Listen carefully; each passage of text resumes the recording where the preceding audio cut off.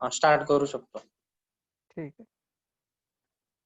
सर्व साहित्यप्रेमींना नमस्कार.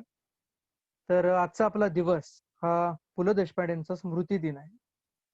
तर पुलंनी आजपर्यंत जे काही अजरामर करून ठेवलं त्यातलेच काही आपण निवडक लेख, त्यांच्या काही आठवणी, कविता आणि त्यांच्या नंतरचे त्यांच्याबद्दलचे लेख आज आपण वाचणार आहोत.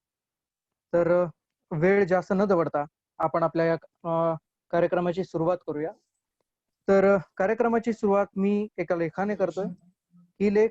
हा जो लेख आहे हा लोकसत्तामध्ये प्रसिद्ध झाला होता. तर त्यात काही मी थोडे बदल करून हा लेख लिहिलेला आहे. तर हा जो लेख आहे हा जेव्हा पु. ल. देशपांडे हॉस्पिटलमध्ये होते तेव्हाचा लेख आहे. हॉस्पिटलमध्ये असताना पुलंच्या मनात नेमकं काय होत असेल त्याच्याबद्दलचा हा लेख आहे. सुरू करतोय. लेखाचं नाव आहे पु. ल. देशपांडे अखेरचा अध्याय. या लेखाने कार्यक्रमाची सुरुवात करणं या पाठीमागचं कारण एकच आहे की जर हा लेख शेवटी घेतला असता तर कदाचित तो भावनिक ठरला असता. मग ते पुलंच्या रूलमध्ये बसलं नसतं किंवा त्यांच्या नियमावलीमध्ये ते बसलं नसतं. कारण पुलंना नेहमी हसरा माणूस आवडतो आणि म्हणूनच त्यांनी आपल्याकडे एवढं अजरामर करणारं हास्यमय साहित्य आपल्या समोर ठेवलेलं आहे. तर ठीक आहे, हा थोडा लेख भावनिक आहे, तर या लेखाने आपण सुरुवात करू आणि पुढे हसता हसता या कार्यक्रमाची सांगता करू. अखेरचा अध्याय.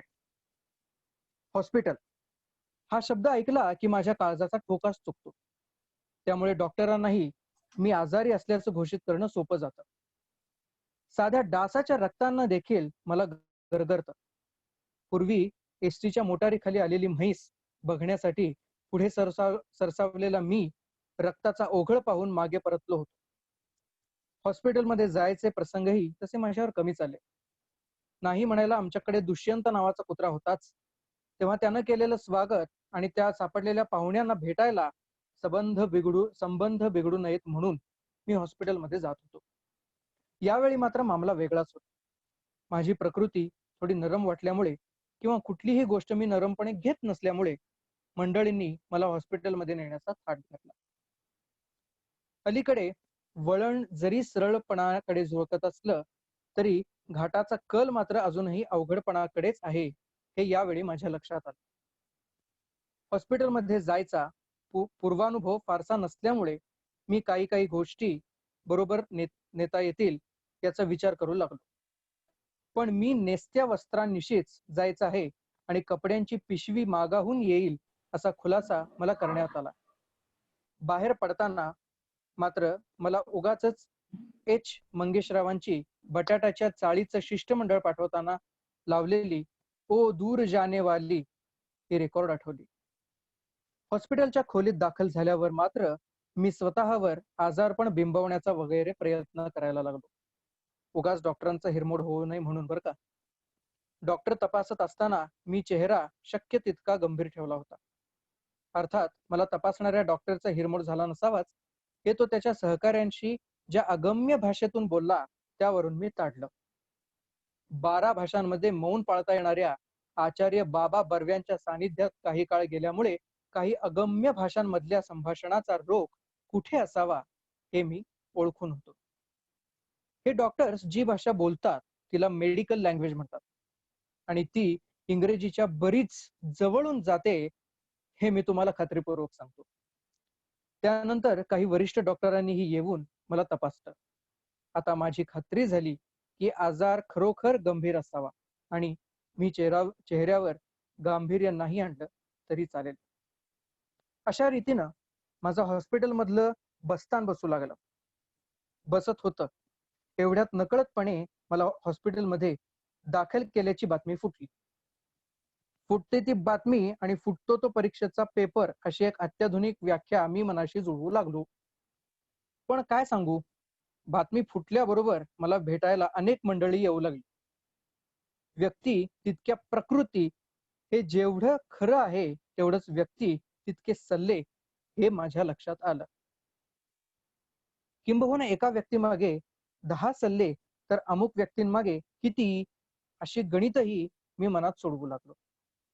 मला दामले मास्तर आठवले हा. लोकांचे सल्ले मात्र चालूच होते.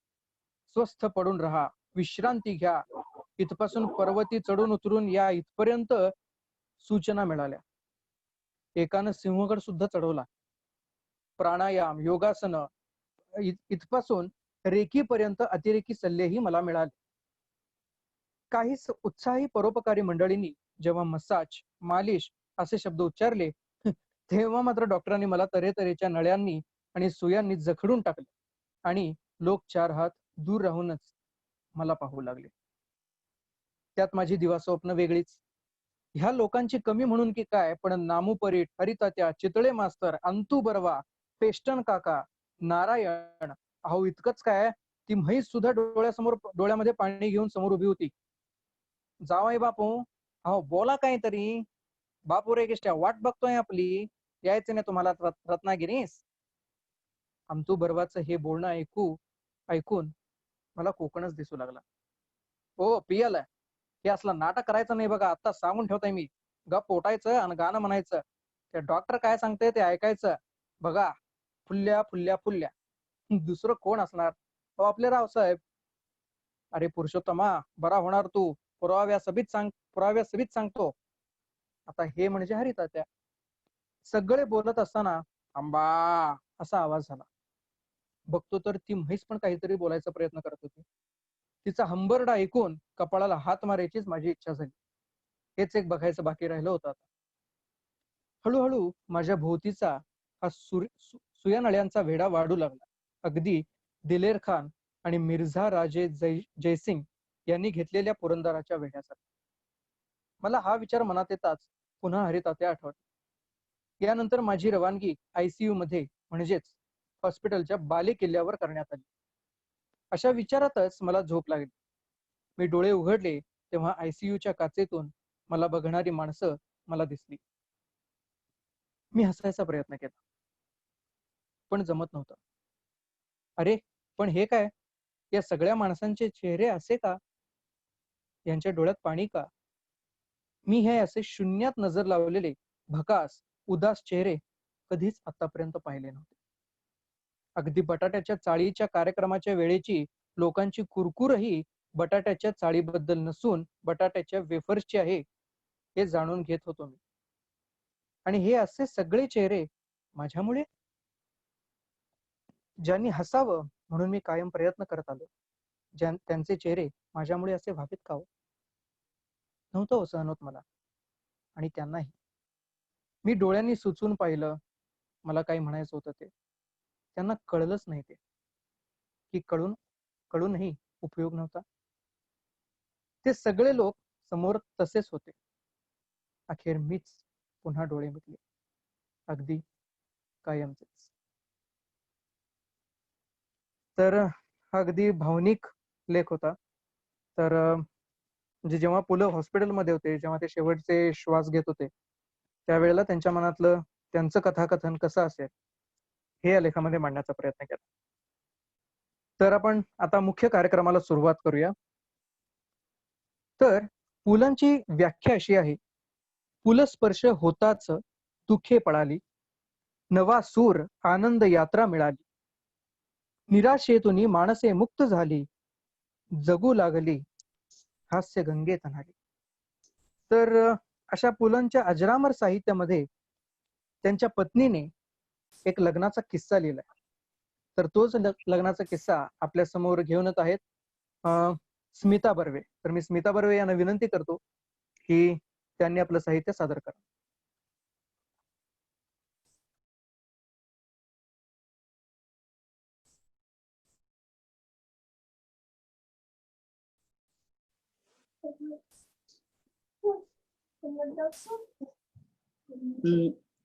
त्या सुनीताबाईंनी लिहिलेलं सादर करते.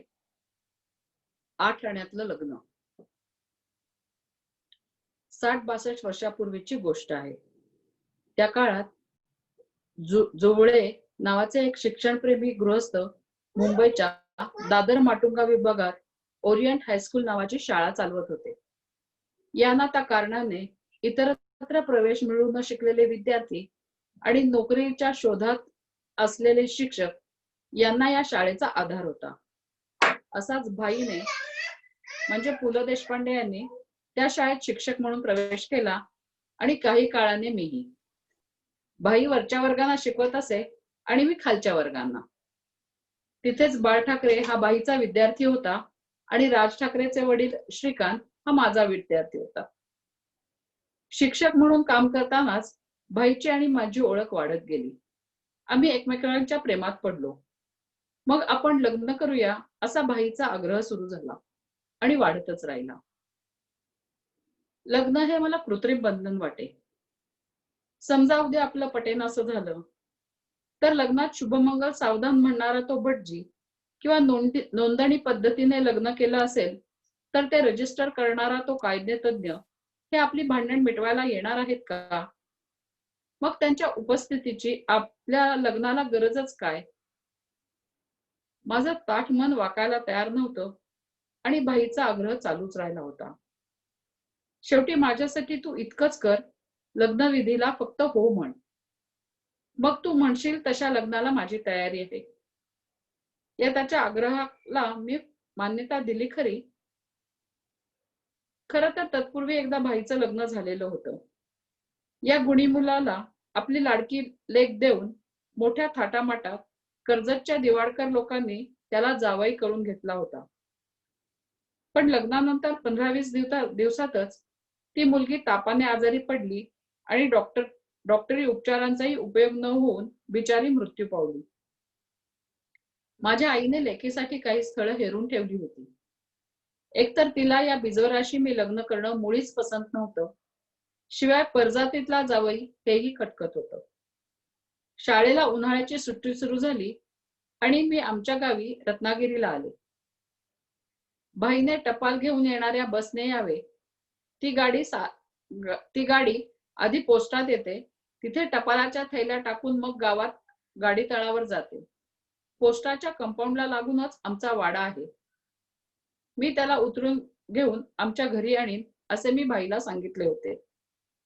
प्रत्यक्षात बाई एकटाच न येता त्याचा भाऊ उमाकांत आणि जोवळे सरांचा हरकाम्या बाळू तेंडुलकर यांच्यासह आला. मी आप्पा आईंशी त्यांची ओळख करून दिली.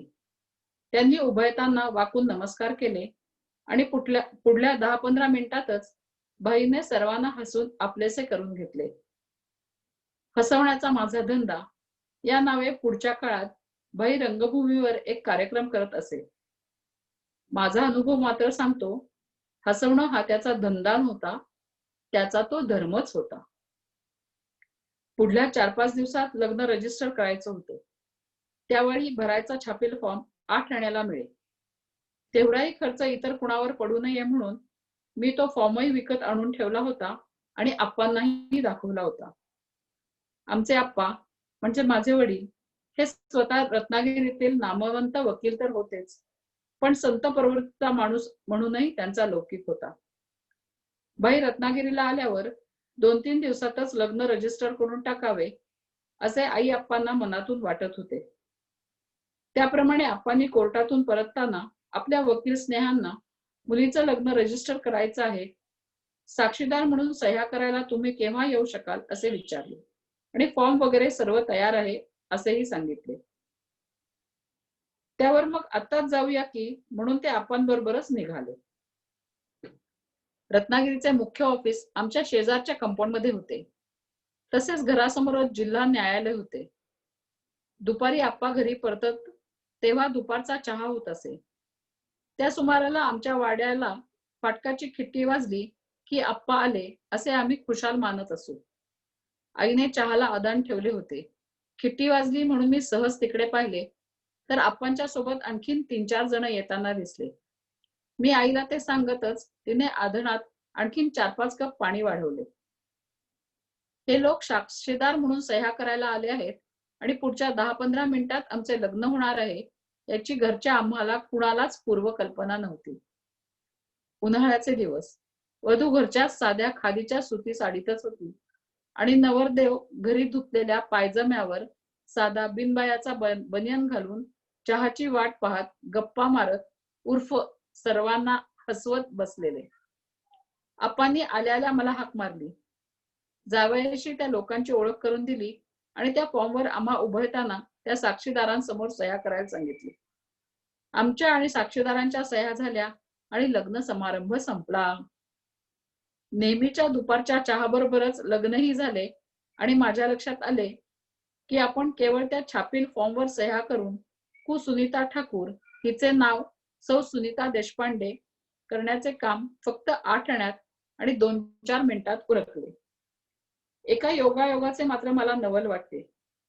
आमच्या या लग्नाची तारीख होती 12 जून आणि त्यानंतर बरोबर 54 वर्षांनी 12 जूनलाच बाईचा मृत्यू झाला. 8 आण्यात आणि 2-3 मिनिटात जोडलेले हे लग्नबंधन तुटलं. पण त्या 54 वर्षाचं एकत्र जीवन खूप रंगीबेरंगी आणि एकूण विचार करता खूप संपन्नही जगलो, हे खरं. सुनीता देशपांडे.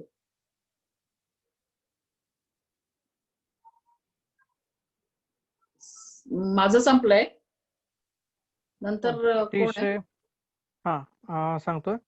अतिशय सुंदर लेख लिहिला होता सुनीताताईंनी.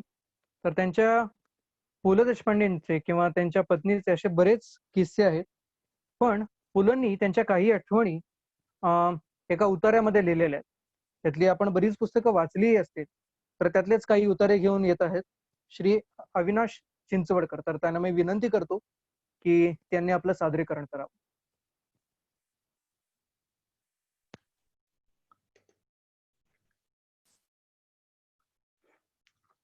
धन्यवाद अनिकेत. सर्वप्रथम पुलंच्या स्मृतीला अभिवादन करून मी त्यांच्या पुस्तकातले मला आवडलेले काही 2-3 उतारे वाचणार आहे आज. तर पहिला उतारा जो आहे तो नसती उठाठेव म्हणून एक पुस्तक आहे त्यांचं, अतिशय सुंदर पुस्तक. त्यात त्यांचं एक कथा आहे, संगीत चिवडामणी. म्हणजे संगीत शिक्षकांना आता कसे वाईट दिवस आलेले आहेत त्याचं विनोदी परंतु अतिशय हृदयस्पर्शी वर्णन त्यांनी केलंय. त्यातला पहिला उतारा. एकदा क्लासच्या दारात एक बगी उभी राहिली. बगीत एक म्हातारे सरदार, त्यांच्या तितक्याच म्हाताऱ्या सरदारीणबाई आणि एक तरुण मुलगी होती. बुवा अदबीने बग्गीजवळ गेले. सरदारांनी विचारले, नारद संगीत विद्यालयाचे चालक आपणच का? होय, मीच. हा, गाणं शिकवण्याचे दर काय आहेत आपले? कोणाला? आपल्या ताईसाहेबांना गाणं शिकायचं आहे का? ताईसाहेबांकडे चोरून बघत बुवा म्हणाले. अहो, तिला गाणं शिकून काय सिनेमात नाचायला पाठवायचंय का? सरदार भडकले. बुवा एकदम चरकले. गाणं शिकून नाचवायला कसं पाठवता येईल हे कोडं तर त्यांच्या पुढे होतच, परंतु आता या म्हाताऱ्याला शिकावं लागणार की काय, ही पण भीती त्यांच्या समोर उभी राहिली. नाही, तसं काही नाही. आजकाल सरदार हुरजुंगीकर यांच्या सूनबाईंना मी शिकवतो आहे. सरदार हुरजुंगीकर सेकंड क्लास सरदार आहेत, आम्ही फर्स्ट क्लास सरदार आहोत. सोन्याच्या घड्याळाचा छडा चाळवीत सरदार म्हणाले. आणि मग ते म्हणाले, यांना गाणं शिकवायला काय घ्याल? म्हणजे या म्हातारीला सिनेमात नाचायला पाठवायचं आहे की काय? त्यांच्या बोटाच्या दिशेने त्या थेरडीकडे बघत बुवा म्हणाले, नशीब बागेतल्या घोड्यांना सुरात किंकाळायला शिकवा म्हणून नाही सांगितले. सरदार परत जरबीने म्हणाले, काय शिकवाल का? बुवा म्हणाले, हो शिकवू की. शिकवा, तिला दमा आहे, गाण्याने दमा बरा होतो म्हणे. परवाच एका राजवैद्याने आम्हाला सांगितलं. बघूया एक एक उपाय करून. उद्यापासून या तुम्ही वाड्यावर. बगी पुढे गेली. बाहेरच्या बोर्डवर येथे दमाही बरा केला जाईल ही अक्षरे लिहावी असे बुवांच्या मनाला वाटून गेले. तर हे वैद्यकीय गाणे शिकवायला बुवा 2-4 महिने जात होते. सा लावला की म्हातारी पाऊण तास खोकलायची. एकदा जेमतेम पंचमापर्यंत पोहोचली आणि सुराला एक या हिशोबाने 5ही प्राण तिच्या डोळ्यात गोळा झाले. दुसऱ्या दिवशीपासून स्त्री हत्येच्या पातकाच्या भीतीनं बुवांनी शिकवणी सोडली. तर हा एक परिच्छेद होता. अजून एक छोटासा परिच्छेद आहे, तो वाचतो.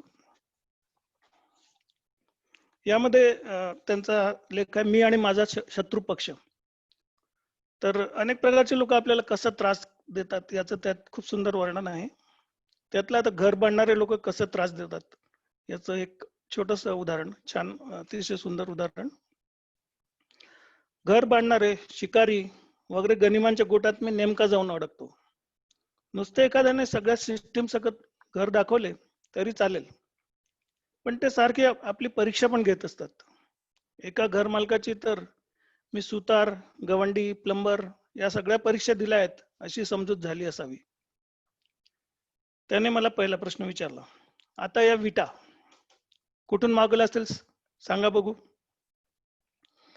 गोलंदाजी करावी तसा तो बांधकाम या विषयावरची माझ्यावर घरंदाजी करत होता. मी गप्प राहिलो.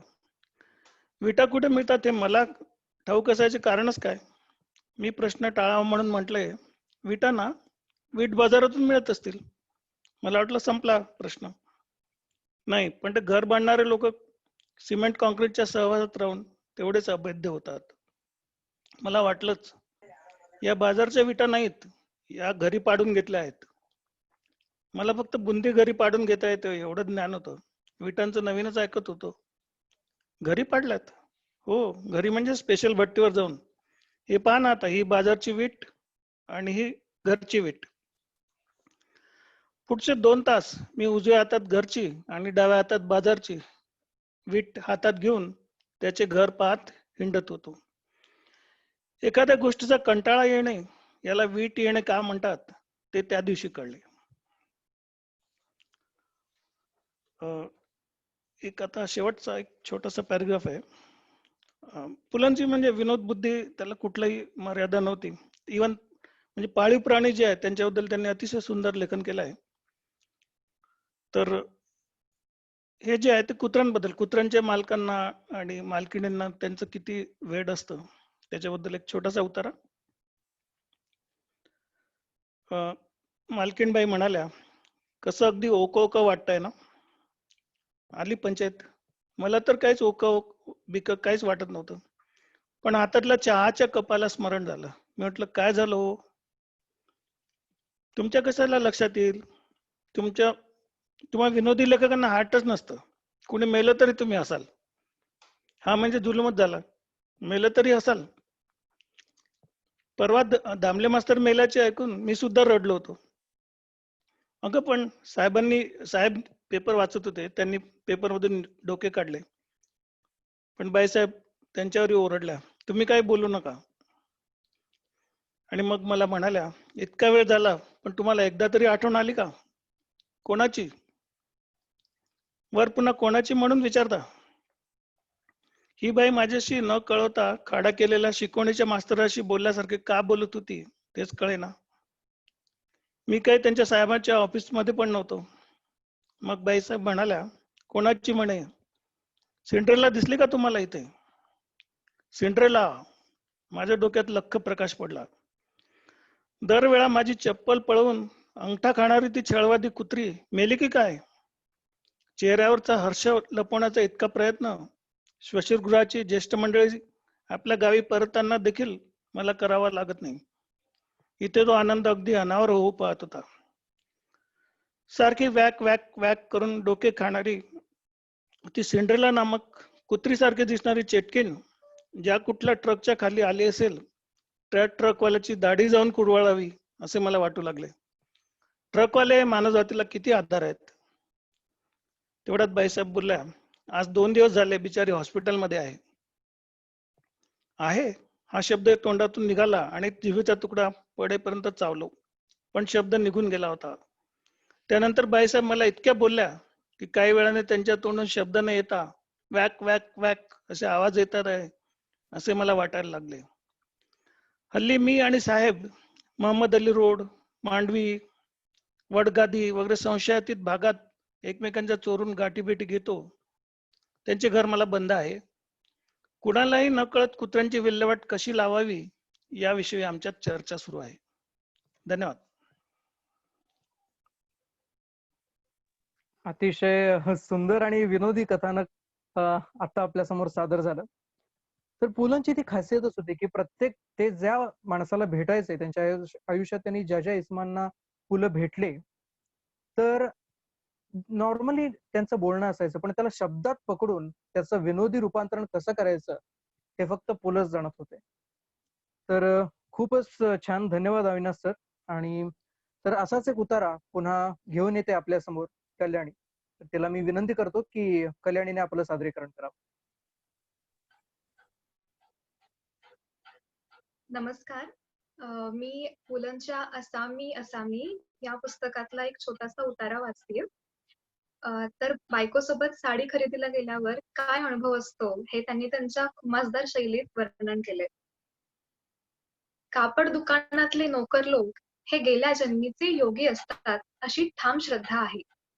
बनारसी शालू आणि राजापुरी पंचा एकाच निर्विकार मनानं दाखवतात. कसलाही आग्रह नाही. लुगड्यांच्या शेकडो घड्या मोडतात, पण चेहऱ्यावरची घडी मोडू देत नाहीत. बायका काय वाटतील ते बोलतात. शी, कसले हो हे भडक रंग. लुगड्याच्या दुकानातील माणूस संसारात असून नसल्यासारखा चेहरा करून असतो. निष्काम निरहंकारी चेहरा. समोरची बाई म्हणत असते, कसला हा भरभरी पोत. हा शांत. गिऱ्हाईक 9 वारी काकू असोत नाहीतर 5 वारी शकू असो, ह्याच्या चेहऱ्यावर शुकासारखे पूर्ण वैराग्य असते. समोर 150 साड्यांचा ढीग पडलेला असतो, पण एखाद्या चित्रकला प्रदर्शनातला मेणाचा माणूस बोलावा तसा 18 रुपये, 23 रुपये, 12, 42 अशा किमती हा गृहस्थ अथोक्षजाय नमः, अच्युताय नमः, उपद्राय नमः, नरसिंहाय नमः ह्या चालीवर सांगत असतो. सगळा ढीग पाहून झाला तरी प्रश्न येतोच, ह्यातलं लेमन कलर नाही का एखादं. एक वेळ 13ला 3 पूर्ण भाग जाईल, पण लुगड्याची खरेदी आटोपली तरी एखाद्या प्रश्नाची बाकी उरतेच. आपली स्वतःची बायको असून सुद्धा तिच्या चिंगटपणाची चीड येते. पण कापड दुकानातले ते योगीराज शांतपणे म्हणतात, नारायण, इचलकरंजी लेमन घे. माणसाला जर क्रोध जिंकायचा असेल तर त्यानं हिमालयात न जाता कापडाच्या दुकानात नोकरी करावी. धन्यवाद. अतिशय हे सुंदर वाचन झालं. तर नारायण, तर हा जो नारायण आहे हा खूप मजेदार आणि खूप प्रसिद्ध ठरलेला, चर्चेत आलेला पुलंचा कॅरेक्टर आपण म्हणू शकतो. पण आजच्या काळात हा नारायणाचा जीव कुठेतरी अडकलाय. कारण आजच्या काळात लग्न सराईतले दिवस म्हणजे कॉन्ट्रॅक्टरला कॉन्ट्रॅक्ट देणं अशातच आहे. त्यामुळं नारायण आपल्याला खूप कमी ठिकाणी दिसतो. हरकत नाही. तर आपण पुढे वळूया. पुलंचेच अजून एक सुप्रसिद्ध संग्रह म्हणजे त्यांचा एक सुप्रसिद्ध संग्रह म्हणजे अपूर्वाई. तर त्यामध्ये त्यांनी असे बरेच किस्से घेतलेत. तर त्यातलाच एक उतारा आपण आता ऐकूया रेवती कुलकर्णी यांच्याकडून. तर त्यांना मी विनंती करतो की त्यांनी आपलं सादरीकरण करावं.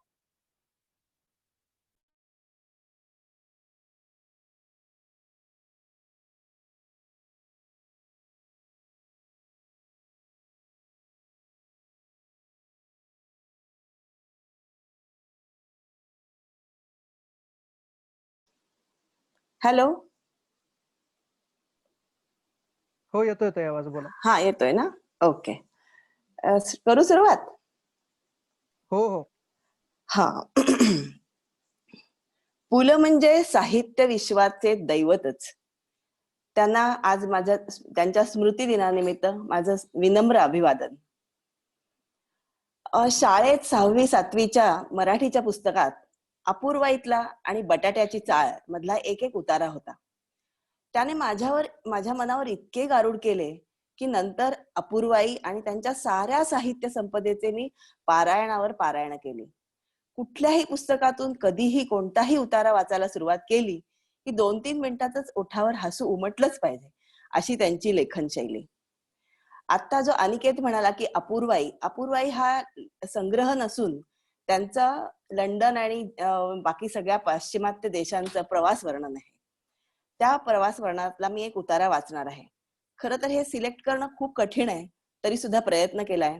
बघा जमेल का.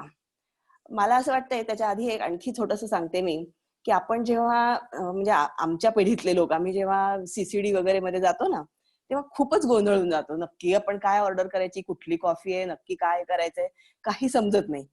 तशाच प्रकारचा एक प्रसंग पुलंनी इतका सुंदर वर्णन केलाय, तो मी वाचून दाखवते. आम्ही 2-4 मित्रांनी मॉन्जिनीत जेवायला जायचा बेत केला होता. त्या काळातले मॉन्जिनी म्हणजे काय सांगावे महाराजा, या स्वरूपातले होते. मॉन्जिनी ही त्या प्रचंड उपहारगृहाबाहेरची पाटी वाचून कुत्र्यापासून सावध राहा ही पाटी वाचल्यावर जसं होतात ना, तसे आमचे चेहरे झाले. तोपर्यंतचा आमचा अनुभव मामा काणे, काका तांबे इत्यादी आचार्य मातुलांच्या पलीकडे गेलाच नव्हता. आणि इंग्रजी सुद्धा तरखडकरांच्या 3ही पुस्तकांना टेकून उभे राहिलेले. त्यामुळे दुपारच्या जेवणाला डिनर म्हणतात का सपर, ह्याची चिकित्सा मॉन्जिनीच्या पायरीशी सुरू झाली. 4 मित्रांच्या खिशात मिळून वट्ट 10 रुपये होते. त्यावेळेला मुंबईला राईस प्लेट 2.5 आणे होती आणि मटण वाटीसह 4 आणे. त्यामुळे जास्तीत जास्त म्हणजे दसपट रेट असला तरी 4घात मिळून 10 रुपयात भागावे असा आमचा हिशोब झाला. तात्पर्य पैशाची बाजू बळकट होती. प्रश्न होता आता ताट कसं मागवायचं. प्रत्येकाने आपापल्या कुलदैवतेचे स्मरण करून आत पाऊल टाकलं. बराच वेळ आमच्याकडे कोणाचेच लक्षच गेले नाही आणि आम्हीही त्या अत्यंत अपरिचित वातावरणात तरंगायला लागलो होतो. ती चादरी पसरलेली मेजे म्हणजे टेबल, कोपऱ्यातून येणारे इंग्रजी संगीताचे सूर, त्याच्यात हे पुलंचा त्याच्यावर टिप्पणी आहे की हे सूर सांद्रच असतात असं त्या काळातल्या बहुतेक ख्यातनाम कादंबरीकारांनी बजावून सांगितलं होतं. भर दुपारची वेळ असूनही त्या विस्तीर्ण दिवाणखान्यात प्रकाश अंधुक अंधुक होता. तरी देखील त्या टेबलावर ठेवलेले काटे चमचे मात्र चमकत होते. त्या काळात टेबलावर काटा पाहिला की अंगावर दुसरा काटा यायचा. सुरी, काटा, चमचा ह्या गोष्टींची बालपणापासूनच धास्ती. अभक्ष्याचे भय नव्हते, परंतु नळी काट्याने कशी उचलायची, सुपात पाव बुडवून खाता येतो का, टेबलावर 2-3 सुऱ्या काय कापण्यासाठी ठेवल्या असतील आणि डाव्या हातात सुरी का काटा, ह्यासारखे मूलभूत प्रश्न डोक्यात थैमान घालत होते. अशा या गोंधळलेल्या अवस्थेत आम्ही 4घे उभे असताना येस सर असा आवाज कानावर आला. कोणत्याही गोऱ्या माणसाने आम्हाला सर म्हणण्याचा हा पहिला व्हायलाच प्रसंग. आम्हाला त्याने टेबलाशी नेले, खुर्च्या ओढल्या आणि ठरल्यासारखा 4घांनीही आम्ही कपाळावरचा घाम टिपला. स्थानापन्न झाल्यावर कोणत्याही देशी हॉटेलात विचारायचा पहिला प्रश्न आमच्यातल्या एका निळूने इंग्रजीत विचारला, व्हॉट इज हॉट. आणि त्या गोऱ्या परिचारिकाने, वास्तविक तो तितका काही गोरा नव्हता, पण त्या अंधुक प्रकाशात आणि सांद्र इंग्रजी वातावरणात आम्हाला प्रत्येक जण गोराच वाटत होता. त्यातला फक्त हॉट शब्द ऐकला आणि त्याने खांबाजवळचा पंखा चालू केला आणि आमच्या पुढे मेनू ठेवला. पुढील 5-7 मिनिटे त्या मेनूवरील हॉर्स डे काहीतरी येथपासून शेवटपर्यंतची नावे वाचण्यात आणि लावण्यातच गेली. एकही शब्द लागत नव्हता. पुढच्या फक्त किमती कळत होत्या. आता जेवण मागवायचे कसे, हा सुरुवातीपासून भेडसावणारा प्रश्न पुन्हा दुप्पट वेगाने उभा राहिला. त्यातून तो वेटर कांबळीच्या मेणाच्या प्रदर्शनातील माणसासारखा निश्चल उभा. शेवटी निळूने पुन्हा एकदा व्हॉट इज हॉट असं पुटपुटून पाहिलं. उत्तर नाही. मग मी नुसतेच त्याच्याकडे एकदा पाहून हसायचा प्रयत्न केला, पण तो मात्र गप्पच. काही क्षण अशा चमत्कारिक शांततेत गेले आणि 4घांपैकी कुणाच्या तरी तोंडून 4 cups of T and biscuits असे शब्द सांडले. 4 टीज असे म्हणून तो गेला. टीचे अनेक वचन कपांच्या हिशोबात टीज होते असे तरखडकरांच्या मालेत काळेज ट्रान्सलेशन किंवा नेल्सन, मॅकमिलन वगैरे महात्म्यांच्या कोणत्याही ग्रंथात आढळले नसल्यामुळे 4 टी आणि 40 ह्याचात आमचा डोक्यात घोळ झाला. बहुतेक 40 ही बिस्किटांची संख्या असावी असे गोविंदाला वाटले. म्हणजे प्रत्येकी 10 बिस्कुटे सहज उडवता येतील असेही समाधान करून घेतले. शेवटी चहा जाण्यातून चहा आला. त्यात एक नुसतीच गुबगुबीत उशी होती. हा काय प्रकार आहे कळेच ना. अनेक वर्षांनी त्याला टिकोजी म्हणतात हे कळले. निळूची कल्पना होती की 40 बिस्किटांनी भरलेली ती पिशवी आहे आणि त्यांनी ते प्रकरण उचलण्याचा प्रयत्न केला. त्या पुढच्या प्रकाराचे वर्णन करण्यात काहीच अर्थ नाही. त्या कडक चहापैकी निम्मा चहा अंगावर घेऊन अनेक चमत्कारिक नजरा चुकवीत आम्ही फुटपाथवर उभो होतो. सारे तडखरकर, काळे, मॅकमिलन, नेल्सन कोळून पिऊनही इंग्रजी हॉटेलात जाऊन चहा कसा प्यावा, अगर 4 ताटे कशी मागवावी हे शिक्षण काही मिळाले नव्हते. परवापर्यंत कोटातून हिंडताना मॉन्जिनीच्या लगतच्या फुटपाथवरून जाताना उगीच धडधडल्यासारखं होत होतं. स्वातंत्र्याच्या चळवळीत मॉन्जिनीच्या ह्या दुकानात शिरून सगळ्या कब्बशा फोडण्याचं राष्ट्रकार्य करण्याची एक क्रांतिकारक कल्पना कित्येक दिवसात माझ्या डोक्यात रेंगाळत होती. अशी झाली होती त्यांची हॉटेलात पहिल्यांदाच गेल्यानंतरची फजिती. धन्यवाद. अतिशय विनोदी किस्से आहेत पुलंचे आणि त्यातलाच एक विनोदी किस्सा होता. तर खूप छान रेवतीताई. तर ठीक आहे, तर आपण आता पुढे वळूया. तर जर कोणी विचारलं की हास्याची व्याख्या काय, तर फक्त जे कोणी असतील ते सांगतील पु ल देशपांडे. पु ल देशपांडे म्हणजेच हास्य आणि हास्य म्हणजेच पु ल देशपांडे. तर असेच काही विनोदी किस्से आपल्या समोर सादर करतील अभिजित कांडेकर. तर त्यांना मी विनंती करतो की त्यांनी आपलं सादरीकरण करावं. नमस्कार. पु ल देशपांडे हे नाव म्हटलं तर मराठी साहित्यातल्या प्रत्येक व्यक्तीचा एक स्वाभिमान, त्यांची छाती ही एक स्वाभिमानाने फुलून येते. खरं तर पु ल देशपांडे हे एक असे अष्टपैलू व्यक्तिमत्व आहे की ज्यांनी मराठी साहित्यामध्ये विनोदाला एक वेगळीच जागा निर्माण करून दिलेली आहे. तर त्यांच्या मी काही विनोदी लेखन तुमच्या समोर सादर करतो. खरं तर त्यांचं प्रत्येक लेखन हे विनोदीच होतं, कारण की त्यांचा जो लिखाणाचा गड आहे तो म्हणजे विनोदी. परंतु त्यांचा कोणी हातही त्यात धरू शकत नव्हता आणि मला वाटते आजही कोणी धरू शकणार नाही, कारण ते कुठल्या विषयावर काय लेखन करतील आणि काय विनोद करतील हे कधीच कोणाला कळणार नाही. मी तुम्हाला काही त्यांच्या लिखाणातले काही छोटे छोटे गोष्टी इथे सादर करतोय. पुलंच्या ओळखीच्या एका मुलीचे लग्न ठरले. योगायोगाने माहेरचे आणि सासरचे आडनाव एकच होते. हे कळल्यावर पुलं म्हणाले, बाकी काही म्हणा, पण मुलीने घराण्याचं नाव राखलं हो. दुसरं असं आहे की पुलं यांच्या उरलं सुरलं ह्या पुस्तकातील एक मजेदार संवाद. मित्रा कारकोटका, मी तुला आता ह्या फोनवर भडकून बोलणाऱ्यांचा आवाज लगेच खाली आणण्याचं एक शास्त्र सांगतो. त्यांनी तिकडे भडकून मोठ्याने आवाज चढवला की आपण इथे फक्त प्लीज जरा मोठ्याने बोलता का असं म्हणायचं की तो आउट. 2 वाक्यामध्ये समोरची व्यक्ती आणि शांत होते की नाही ते बघाच. एका समारंभात शिवशाहीर बाबासाहेब पुरंदरे आणि पुलंची गाठ पडली. बाबासाहेब बोलण्याच्या ओघामध्ये जरा जास्तच बोलून गेले. तुमच्या घरी काय, तुम्ही आणि सुनीताबाई सारखे खो खो हसत असणार. यावर गंभीरपणे पुलं यांनी म्हटले, तुमच्या घरी सुद्धा बायको तुमच्यावर तलवारीचे सारखे वार करते आणि तुम्ही ते ढाल हाती घेऊन चुकवतात, असंच चित्र सारखं असतं का हो? एकदा पुलं प्रवासात असताना त्यांना कोणीतरी भेटला. तो त्यांचा चाहता होता. तो म्हणाला की माझी फक्त 2 व्यक्तीवर अपरंपार श्रद्धा आहे. एक म्हणजे ज्ञानेश्वर आणि एक म्हणजे आपण. माझ्या खोलीत मी ज्ञानेश्वरांच्या फोटो समोर तुमचाही फोटो ठेवलेला आहे. त्यावर पुलं हसूनच म्हणाले, अहो असं काही करू नका. लोक उगाच विचारतील, ज्ञानेश्वरांनी ज्यांच्याकडून वेद वदवून घेतले तो रेडा हाच का?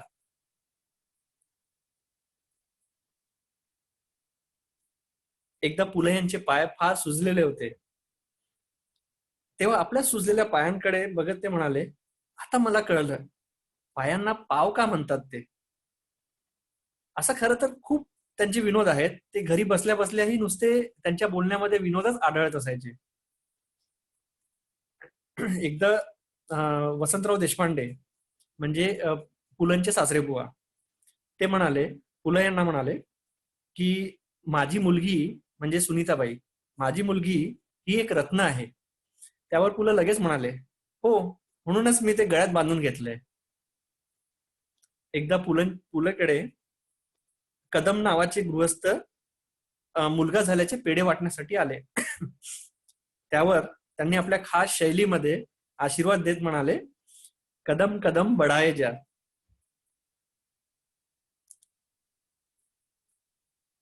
एक पुलंच्या लहानपणाचा एक प्रसंग त्यांची चुणूक दाखवणारा आहे. ते 15 वर्षांची असताना लोकमान्य सेवा संघात साहित्य सम्राटनीची केळकरांचं व्याख्यान होतं. व्याख्यानानंतर श्रोत्यांना प्रश्न विचारण्याची मुभा होती. त्या काळी भारतात फेडरेशन स्वीकारावं की स्वीकारू नये यावर चर्चा चालू होती. शाळकरी पुरुषोत्तम उभा राहिला आणि त्यानं तात्यासाहेबांना फेडरेशनचं स्वीकारावं की स्वीकारू नये असा प्रश्न धीटपणे विचारला. त्यावर तात्यासाहेबांनी उत्तर दिलं, स्वीकारू नये पण राबवावं. यावर पुरुषोत्तम म्हणाला, मला आपलं उत्तर कळलं नाही. तेव्हा समजावण्याच्या सुरात ते म्हणाले, बाळ, आपल्याला कळेल असाच प्रश्न लहान मुलांनी विचारावा. यावर पुरुषोत्तम लगेच म्हणाला, पुण्याला सध्या अंजिराचा भाव काय आहे? त्यावर तात्यासाहेबांचं काही उत्तर येण्यापूर्वी सभागृह श्रोत्यांच्या हसण्यानं भरून आलं होतं. असाच अजून एक समारंभातला म्हणजे त्यांच्या हाजीर जवाबीचा एक कथा परत इथे सांगतो. त्यांनी लिहिलेल्यापैकी बिरबलाच्या गोष्टीप्रमाणे सांगितल्या, त्यांच्या हाजीर जवाबीच्या अनंत कथा बिरबलांच्या गोष्टीप्रमाणे सांगितल्या जातात.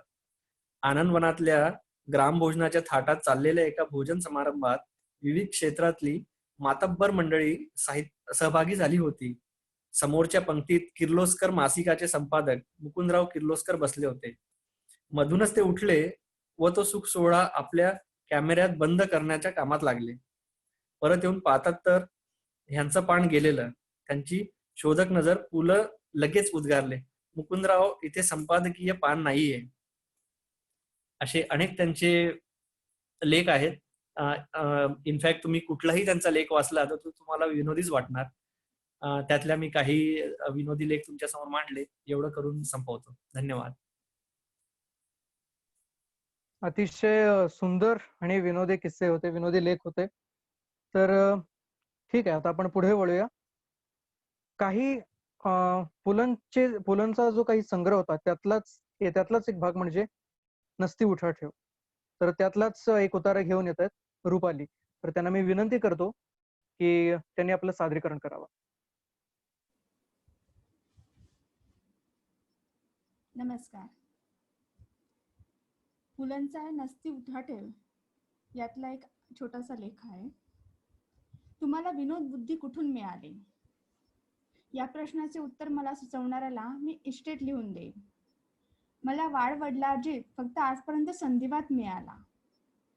आजीला दमा होता, त्या वाटणीची मी अत्यंत आतुरतेने वाट पाहत आहे. विनोद बुद्धी कोण देणार? ज्याने मला डोळे दिले, चष्मा वगळून, तो मी विकत घेतलाय. त्याखेरीज ते दातृत्व मी आणखी कुणाच्या वाट्यावर जमा करू?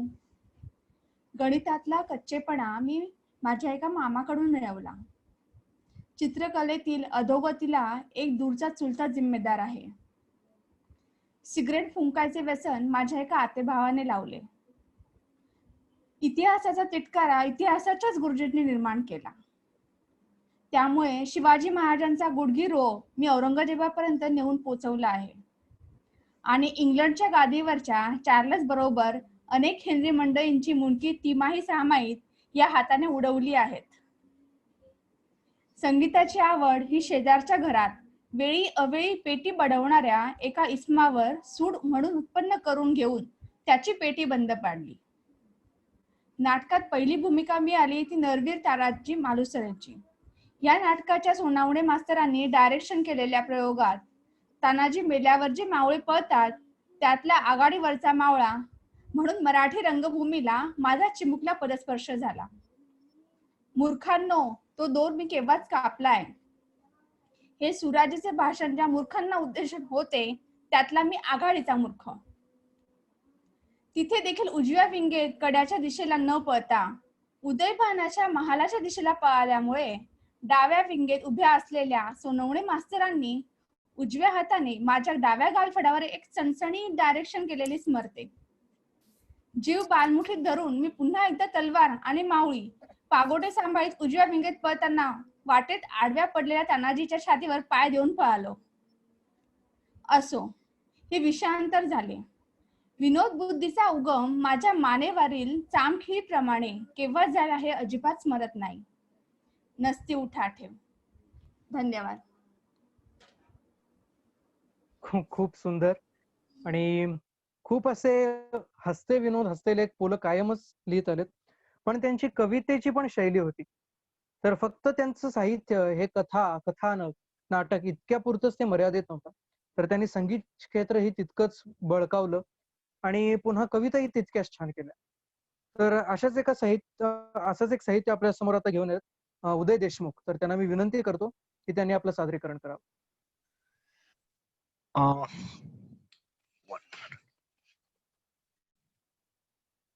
अं, हॅलो, नमस्कार.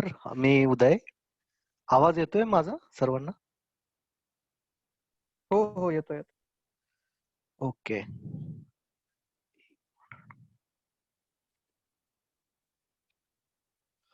हा, तर मी पुलंचं जेवढं साहित्य वाचलंय त्याच्यामध्ये त्यांचं ती एक फुलराणी, बटाट्याची चाळ, हरितात्या, अंतू बर्वा, म्हणजे खूप विनोद शैलीने लिहिलेली त्यांची जी कथानक आहे ती माणसाला म्हणजे जगण्याची कला शिकवतात. म्हणजे मी खूप वेळा जेव्हा कधीही वाचतो तेव्हा एकतर हसतो आणि त्या हसण्यामध्ये सुद्धा त्या पुलंनी जेव्हा शेवट करतात त्यावेळी ते एक काळजाला लागून जातं ती गोष्ट, की जसं मी लहान असताना मला एक हरितात्या नावाची कथा आमच्या सरांनी शिकवली होती, जाधव सरांनी. अजूनही मला ते लक्षात आहे आणि ते खूप सुंदर होते. म्हणजे ते पुलंच्या लहानपणीचा काळ होता, जेव्हा की हरितात्या एक त्यांच्या आजोबाच्या वयाचे होते आणि पु ल एक 4थी-5वी ला असताना त्यांच्यासोबत त्यांचे मित्र ते हरितात्यांना भेटायला जात होते. म्हणजे हरितात्या त्यांच्या घराच्या जवळ राहत होते. तर हरितात्या जेव्हा पु ल भेटायला जातील किंवा ते सर्व मुले गोळा होतील तेव्हा त्यांना ते इतिहास सांगायचे आणि इतिहास ते जिवंत करून सांगायचे.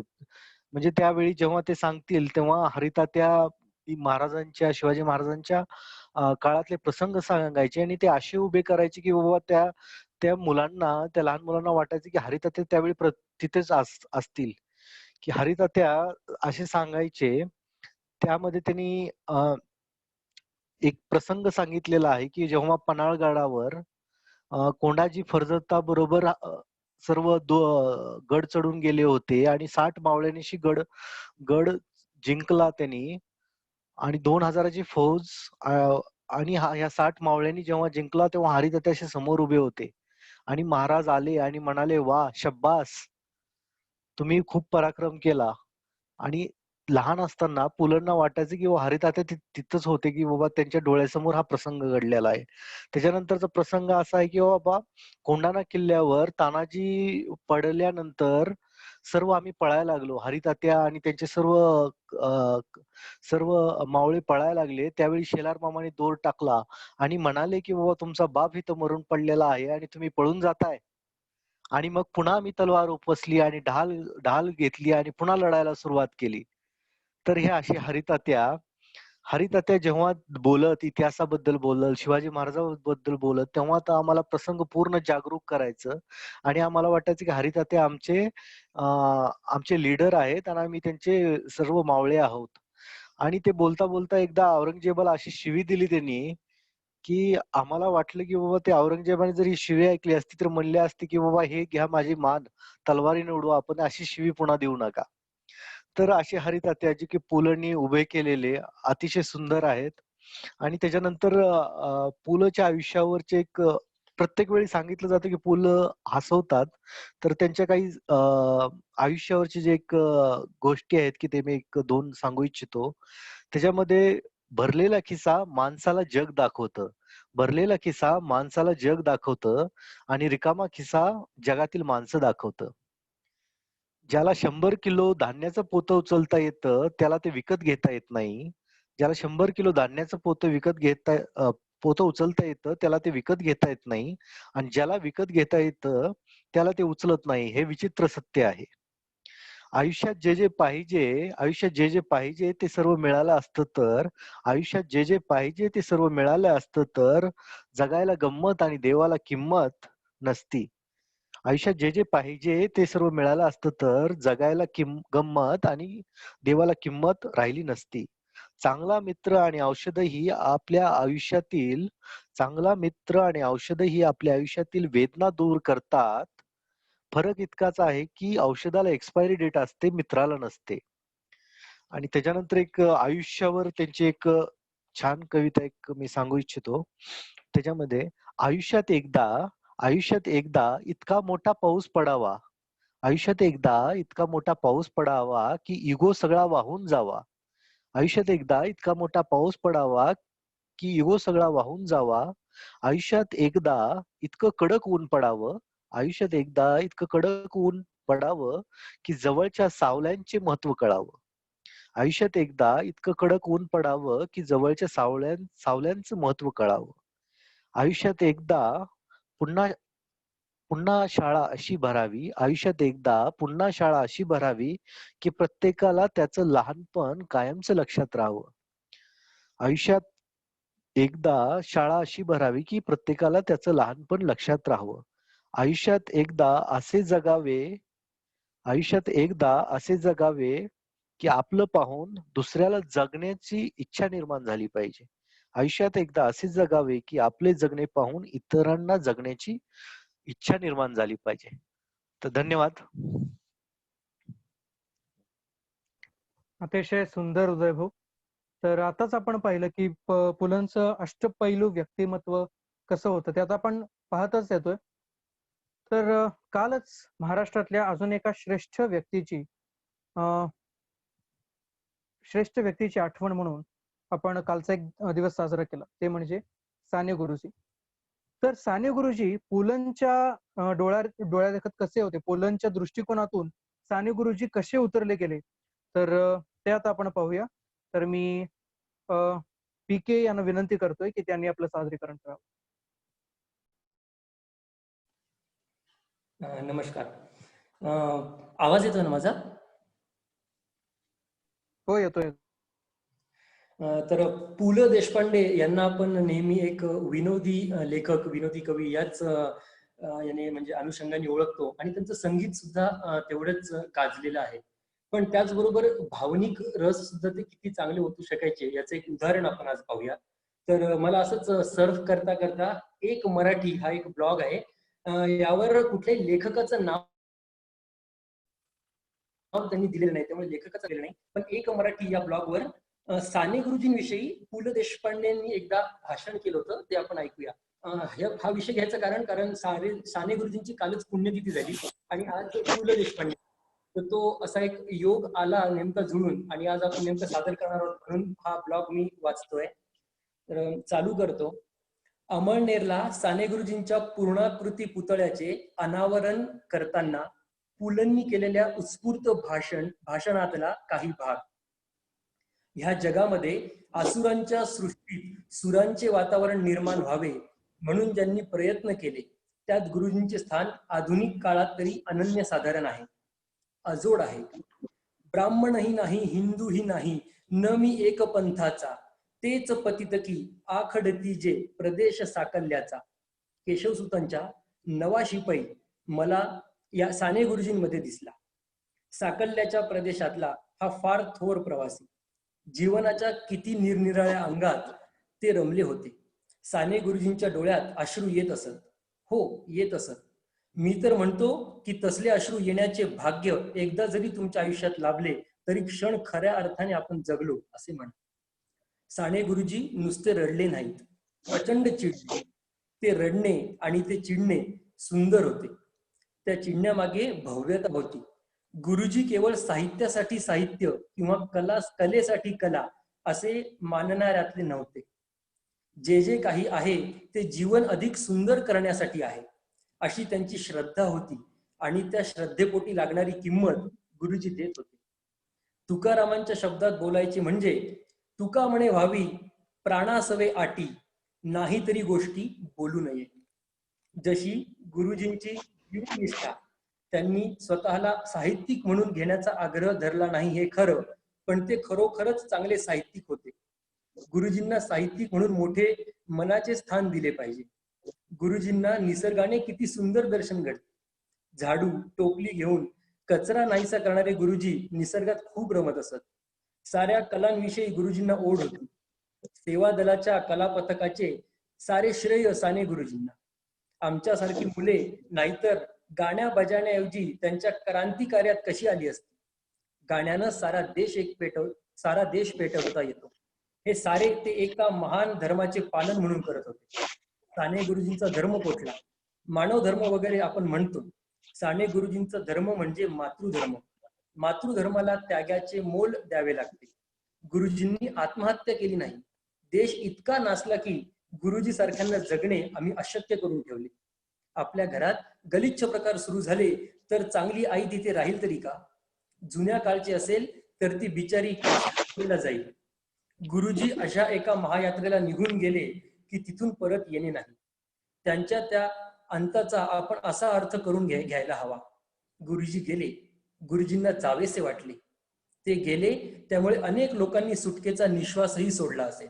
कारण गुरुजींसारखी माणसं आपल्याला पेलत नाहीत. तो प्रेमाचा धाक त्रासदायक असतो. तो धर्म आचरायला म्हणजे त्रास असतो. पुलंचा कंठ दाटून आला होता. डोळ्यात गुरुजींचेच अश्रू दाटून आले होते. पुलंनी स्वतःला सावरलं. शेतकरी, कष्टकरी यांच्यासाठी उठवू सारे रान आता पेटवू सारे रान म्हणणारा, स्त्रियांची गाणी, लोकगीत, दारोदार खेडोपाडी फिरून माता बहिणींमधली कविता सुखदुःख वेचून घेणारा, त्यांच्या दुःखांना सामोरं जाणारा, दलितांसाठी मंदिरं आणि माणसांच्या अंतःकरणातली बंद कवाड खुली करायला सांगणारा हा महामानव या पवित्र भूमीत राहिला आणि काळ्याकुट्ट काळोखात बोलता नाहीसा झाला. मला गर्वाने सांगावं असं वाटतं की साने गुरुजी, स्मिताताई आणि मी आम्ही तिघही एकाच महाविद्यालयाचे अलुमनी आहोत. सप महाविद्यालय पुणे. धन्यवाद. अतिशय भावनिक आणि सुंदर लेख होता हा. तर धन्यवाद पीके भाऊ. तर आपण आता पुढे वळूया. पु ल देशपांडेंनी त्यांचे बरेच लेख लिहिले. काही ठिकाणी धन्यवाद केलं, काही ठिकाणी कुणाचा अपमान केला नाही, मात्र त्याला शब्दात पकडून शब्दाची वेगळी जादू मांडून ती लोकांसमोर आणली. तर असाच एक लेख आहे. तर लेखाचं नाव आहे एक दंताय नमः. तर हा असा विनोदी लेख आपल्या समोर सादर करतायत मारुती रेवणकर. तर त्यांना मी विनंती करतो की त्यांनी आपलं सादरीकरण करावं. धन्यवाद अनिकेत. पु ल देशपांडेंच्या पुण्यस्मृतीला नमन करून मी सादर करतोय एकदंताय नमः. प्रथम दशनमूर्ती दंतमुखी जावडेकर यांना हस्तिदंती पसरून प्रणाम करतो. तुम्ही रचलेला दासबोध वाचल्यावर मी म्हणणाऱ्या वज्रदंत्यांनी दाती तृण धरून आपल्या चरणी शरण यावे असे वाटले. हे मी माझ्या दुखऱ्या हिरडीला स्मरून सांगत आहे. वेदना नेहमी सत्य बोलते हे मी आपल्यासारख्या दंतकाळ वेत्याला सांगायला नको. शिवाय दाखवायचे दात निराळे हा दंतपंक्ती प्रपंच आपल्याला मानवणार नाही. अजूनही मुखी जन्मजात दात आहेत. पाऊणशे वैमान झाले तरी दंतजींनी ठाणे अजून उठणे नाही. दंतपतनाच्या संपाच्या नोटीस येऊ लागल्या आहेत. दात दाखवून अवलक्षण करीत आहेत, पण मी त्यांच्याकडे डुंकूनही पाहत नाही. दातबोध हा आपला दंतकाव्य ग्रंथ दंतग्रस्तांना कवळी मोलाचा वाटेल यात संशय नाही. अलीकडेच काही कारणाने कवळीच्या किंमतीची चौकशी केली. आकडा ऐकून दातखिळच बसली. अशा समयी तुमचा दातबोध हाती आला. गेल्या महिन्यात मराठीतील सलमभूत कवी मंगेशजी पाडगावकरांच्या उदासबोधाची प्रत हाती आली. त्यात मंगेशजींनी भल्या भल्यांचे दात उपटून हातात दिले आहेत. याच काळात तुमचा दातबोध हाती यावा हा दंतरंखडी योग म्हणायला हवा. दातबोधात काय किंवा उदासबोधात काय? वैयक्तिक दाढदुखी नाही, सार्वजनिक मंडळींना दाती लागेल ते सावसचा दुर्गुण जडला आहे. त्यामुळे नुसते अर्थशून्य चरवित वर्ण चालले आहेत. सार्वजनिक जीवन साफ किडून गेले आहे. जो जे वांछील तो ते खावो हे खरे, पण ते बेताने खावे. अपचन होईल दत्के नव्हे. हे खाणे नव्हे हादाडणे झाले. विधात्याने मनुष्य प्राण्याला रवंत करायची सोय ठेवलेली नाही. नाहीतर सकाळच्या भोजनावर आडवा हात मारून कर्मचारीगण कचेरीत आरामात रवंत करीत बसला असता. ती सोय नसूनही सरकारी कचेऱ्यातून रवंत चालू असते. हा भाग निराळा. असो, अधिक काय लिहिणे. मला तुमचा दातबोध अतिशय आवडला. वाचकांनाही आवडेल याची मला खात्री आहे. दातबोधाच्या सुरुवातीला माझ्याविषयीची आपुलकी व्यक्त करणारे 4 शब्द तुम्ही लिहिले आहेत, त्याबद्दल मनपूर्वक धन्यवाद. पु ल देशपांडे. दातबोध ह्या सदाशिव जावडेकरांच्या पुस्तकाला पुलंनी दिलेली ही दाद. धन्यवाद. धन्यवाद मारुती भाऊ. तर ही एक दाद होती की जी आपल्याला ऐकून हसू येऊ शकते, पण ती तितक्याच कल्पकतेच्या बुद्धीतून लिहिली गेली होती, आणि ते म्हणजे आपलेच पु ल देशपांडे. तर आपण आता पुढे वळूया. तर अजून एक साहित्य घेऊन आपल्या समोर येत आहेत अंजली संगवई. तर त्यांना मी विनंती करतो की त्यांनी आपलं सादरीकरण करावं.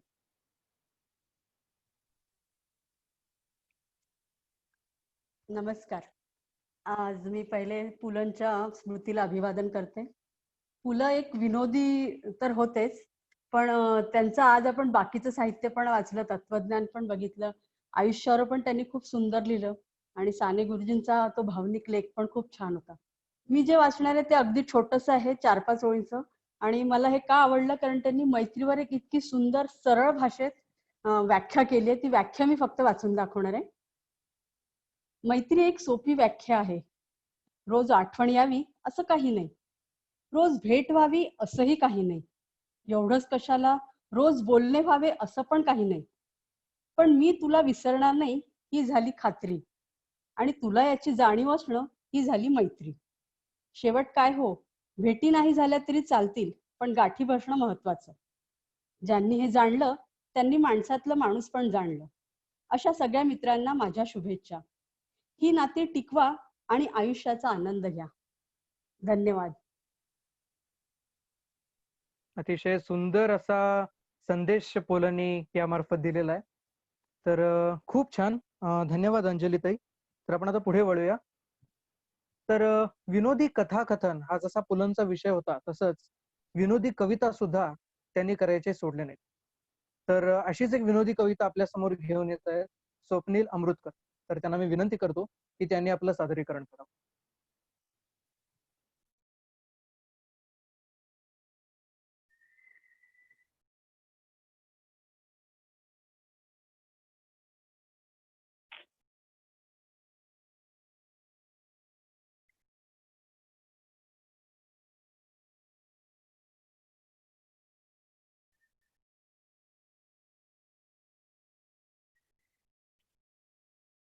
नमस्कार. धन्यवाद अनिकेत. सर्वप्रथम पु ल देशपांडेंच्या पुण्यात्म्यास स्मरण करून मग वाचनास सुरुवात करतो.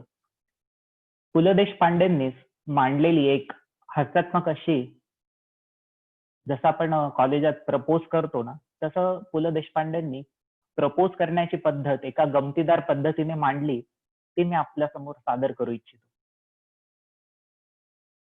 कॉलेजचे गेट झाली तिथे भेट, कॉलेजचे गेट झाली तिथे भेट, घुसलीस मनात थेट, देशील का मला डेट. कॉलेजचे गेट झाली तिथे भेट, घुसलीस मनात थेट, देशील का मला डेट. मी शिरा तू रवा, तू फुगा मी हवा, मी शिरा तू रवा, तू फुगा मी हवा, तू पोळी मी तवा, तू पोळी मी तवा, सांग तुला मी हवा, तू तपकीर मी चिमूट, मी शेंगदाणा तू कूट, तू दरोडा मी लूट, तू तपकीर मी चिमूट, मी शेंगदाणा तू कूट, तू दरोडा मी लूट, जमेल का मेतकूट. तू धाप मी छाती, मी भूत तू भाणामती, तू धाप मी छाती, मी भूत तू भाणामती, मी शनी तू साडेसाती, जुळतील का आपली नाटी. मी कोबी तू गड्डा, मी दारू तू अड्डा, तू कोबी मी गड्डा, तू दारू मी अड्डा, तू रस्ता मी खड्डा, तू बुटकी मी गिड्डा. मी पेट्रोल तू गाडी. मी गवत तू काडी. मी पेट्रोल तू गाडी. मी गवत तू काडी. मी विजार तू नाडी. जमेल का आपली जोडी? मी हेल्मेट तू डोकं. मी बनियान तू भोक. तू टूथपेस्ट मी खोक. मी हेल्मेट तू डोकं. मी बनियान तू भोक. तू टूथपेस्ट मी खोक. राहा तू निर्धोक. तू ढोल. वाजणारा नाही का बरं मित्रांनो, आकाराने नाही, वाजणार. तू ढोल मी ताशा. मी बेवडा तू नशा. तू मिठाई मी माशा. तू ढोल मी ताशा. मी बेवडा तू नशा. तू मिठाई मी माशा. ठेवू का मी आशा. ठेवू का मी आशा. पु ल देशपांडे. असंच कलेच्या क्षेत्रात आपलं वावर कसा असावा याबद्दलही एक 4 ओळीत पु ल देशपांडेंनी मांडलंय, तेही मी तुम्हाला ऐकवतो. कलेच्या क्षेत्रामध्ये तुमचं जे काही व्यक्तित्व, जे काही अस्तित्व, जी काही अस्मिता असेल, जे गुण असतील, ते तुमचे स्वतःचे घेऊन तुम्हाला उभं राहावं लागतं. तुम्ही डिट्टो अमुक तमुक झालात की डिट्टोच राहिलात आयुष्यभर, हे तुमचं तुम्हाला ठरवायचं असतं. धन्यवाद. अतिशय विनोदी कविता होती. तर खूपच छान, खूप छान सादरीकरणही केलं. तर धन्यवाद स्वप्नील अमृतकर. तर आपण पुढे वळूया. तर आपण आता कार्यक्रमाच्या अंतिम टप्प्यात येऊन पोहोचलो आहोत. तर त्याआधी मी एक तुम्हाला किस्सा सांगतो. जेव्हा सवाई गंधर्व भीमसेन महोत्सव चालू झाला होता, ज्यावेळी तो सवाई गंधर्व महोत्सव होता, तर त्यावेळी भीमसेन जोशींचं सादरीकरण होतं. तर प्रेक्षक वर्ग नुकताच वाढला होता, कारण ते सुरुवातीच्या टप्पा संपल्यानंतर प्रेक्षक वर्ग हळूहळू वाढत गेला. तर त्याच्यानंतर पु ल देशपांडे, वसंतराव देशपांडे आणि भीमसेन जोशी हे तिघ समोरच्या खुर्च्यांमध्ये बसले होते. आता कार्यक्रम सुरू होणार होता, पण प्रसिद्ध तबलावादक चंद्रकांत कामतजी त्या दिवशी काही कारणाने येऊ शकले नाहीत आणि इकडे पेटी वादक जो होता तो सिग्नल मध्ये अडकला. त्यामुळे भीमसेनजींच्या साथीचा आता मोठा प्रश्न उभा राहिला होता की त्यांना आता साथ कोण देईल. तर भीमसेन जोशींनी सहज अशी खंत व्यक्त केली की मी आता माझं गाणं कसं सादर करू. तर पुलंनी विचारले की कोणता राग गाणार आहेस. तर भीमसेन जोशी म्हणाले आज कलावती अडवणार आहे. अरे मग झाला ना, तुझ्या बाजूलाच तुझा मोठा पेटीवादक बसलाय, कशाला एवढी चिंता करतो.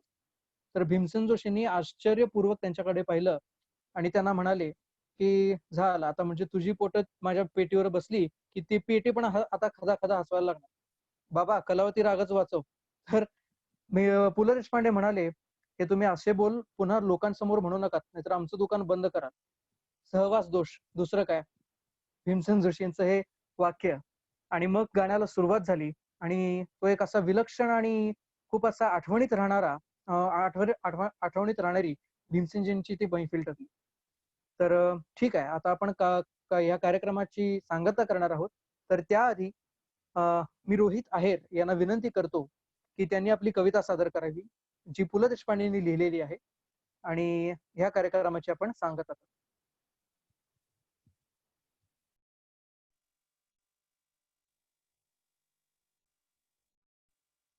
धन्यवाद अनिकेत. ऍक्च्युली पु ल देशपांडे इतके लोकप्रिय झाले याचं एक कारण पण आहे की त्यांनी खूप सोप्या भाषेत लिहिलं. त्यांचे जे बी विनोदी लेख होते, कविता होते, उतारे आणि रोजच्या जीवनातलं लिहिलं त्यांनी. त्यामुळं पु ल हे खूप प्रसिद्ध पण झाले आणि लोकांना पण खूप आवडले. ऍक्च्युली पु ल खूप प्रेम केलं, भरभरून प्रेम केलं लोकांवरती. तर त्यांनीच आज त्यांचा स्मृती दिन आहे, तर त्याबद्दल त्यांना अभिवादन आणि एक कविता सादर करतो मी आणि त्यानंतर आपण कार्यक्रमाची सांगता करू. तर कवितेचं नाव आहे गीत. येता आषाढू आषाढू लागे पावसाची झडू, आले माझी या मनात आपणही गीत पाडू. सालाबादचा शिरस्ता पाळतात कवी जणू, येता पाऊस पिंजती छान कवितेचा धनु. शब्द कापूस कापूस कसे काढत पिंजुना. घनु इंद्रधनु प्राणू मोरू देवकी नंदनू. मनु गगनु श्रवणू आणि बासुरीची तनू. शब्द टपोरे टपोरे बोंडे कापसाची जणू. पडो अथवा न पडो दारी पाण्याचा टिपुरू. स्वस्त बसवेल कसे येता आषाढाचा मासू. घनु गरजो बरसो भरे विहीर गटारू. दिसो घन घोर घटा गळो छप्परू टप्परू. हाती धरिताची पेनू गळे शाईतून गीतू. गीतातल्या पावसाशी माझी जडलीसे प्रीतू. झरे झरे कवितेची ओळू होते गीताचीच शाई. सॉरी शाईचेच गीत किंवा कशाचेच काहीही. हंबरत्या धेनू बिनू पंख पिसारू न मोरू.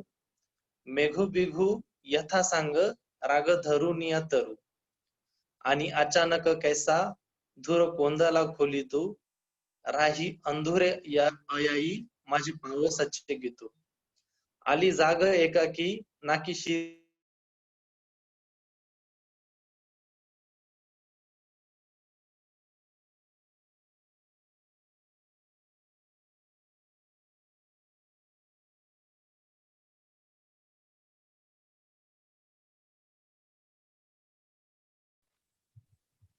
रोहित जी अनम्यूट कराल का माईक?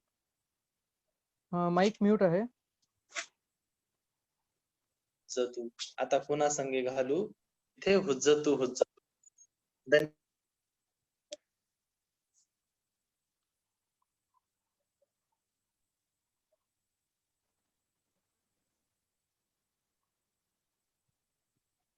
रोहित आहेर, रोहित भाऊ.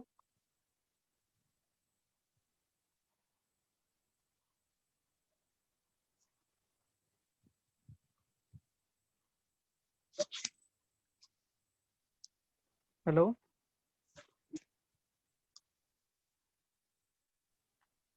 हरकत नाही, काही टेक्निकल इश्यू आहेत.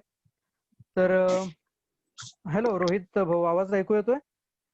हो येतोय. अरे कॉल आला होता, सॉरी ऍक्च्युली. नाही नाही, नो प्रॉब्लेम. शेवटच्या काही ओळी पुन्हा वाचायला आवडतील आम्हाला. ठीक आहे, मी ऐकवतो पुन्हा. शेवटच्या 3 ओळी ऐकवतो. आली जाग एकाकी नाकी शिरताची घ्राणू. करपली चुलीवरी तिथे पापडाची तनू. कसा वाटोळा वाटोळा स्वर्ण वर्णाचा लिज्जतू. झाला कोळ पुन्हा काळा गेली इज्जतू इज्जतू. झड पावसाची आली इथे गीत ही भिजतू. आता पुन्हा संगे घालू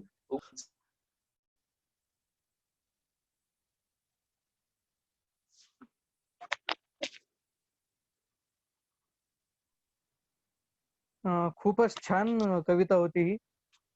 तर धन्यवाद रोहित आहे. तर आज आपला हा कार्यक्रम संपन्न होतोय. एक पुलांगण आपण आज इथे रचलं आणि आपण सर्वच ह्या साहित्याचे, त्यांच्या साहित्याचे, अजरामर अशा साहित्याचे वाटेकरी झालो. तर सर्वांना मी मनपूर्वक सर्वांचे मी आभार मानतो. आणि काही 4 ओळी मी आता स्वतः लिहिल्या आहेत, तर त्या मी आता सांगतो आणि आपण कार्यक्रमाची सांगता करूया.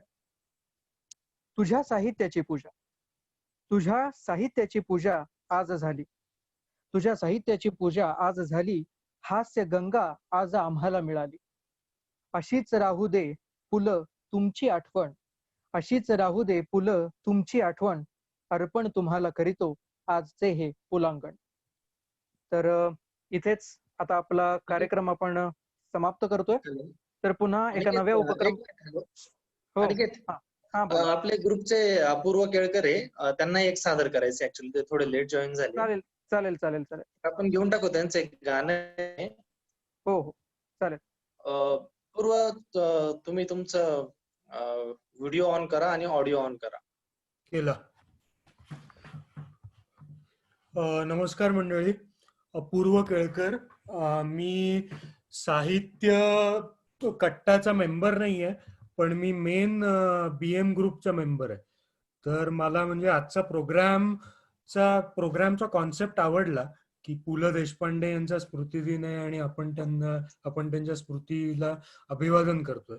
तर एक छोटासा किस्सा सांगू इच्छितो की पु ल देशपांडे हे माझ्या आयुष्यात म्हणजे अगदी मी 5-6 वर्षाचा असल्यापासून त्यांच्या सान्निध्यात आहे.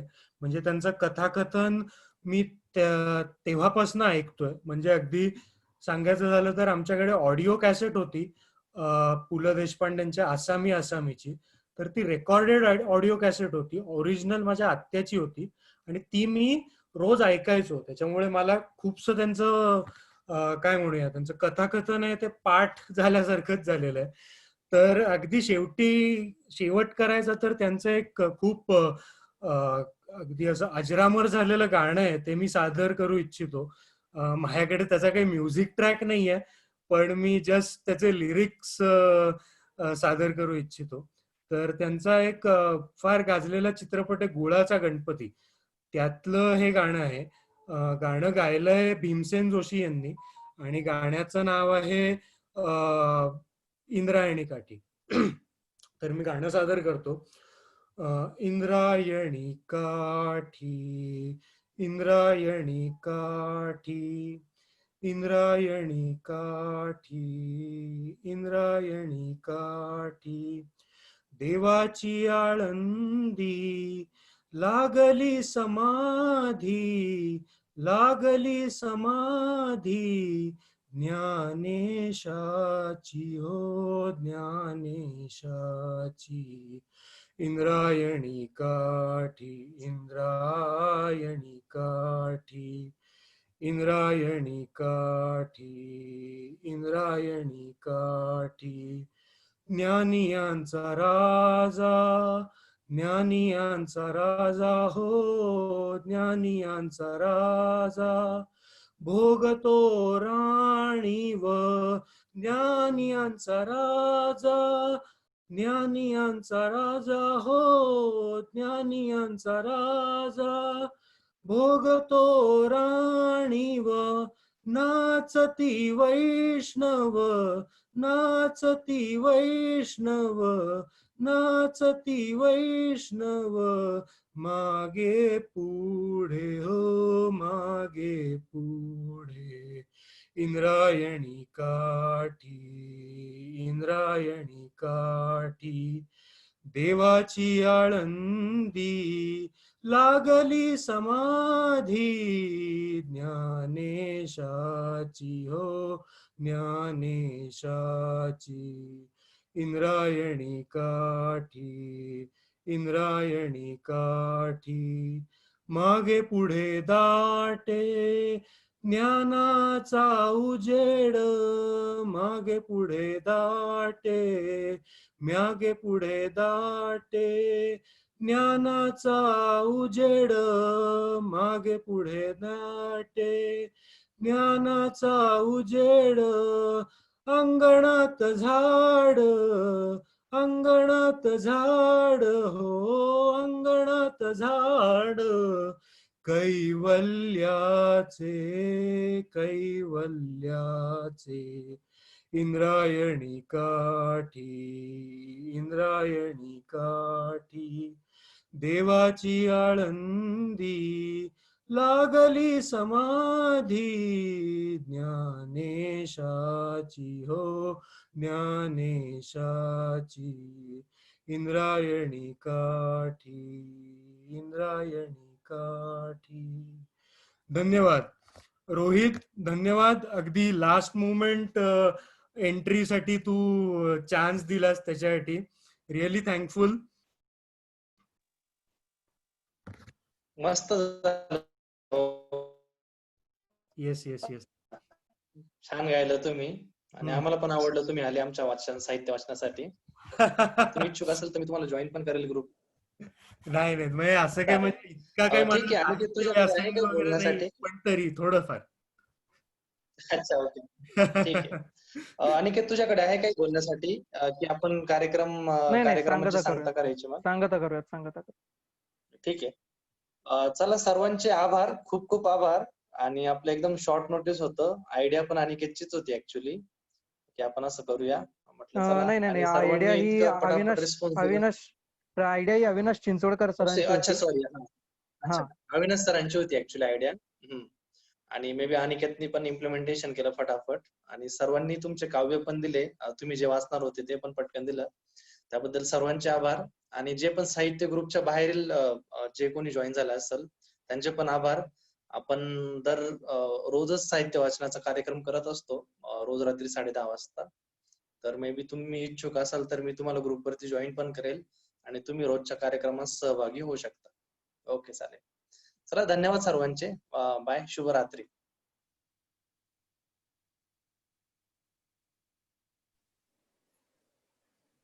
Good night.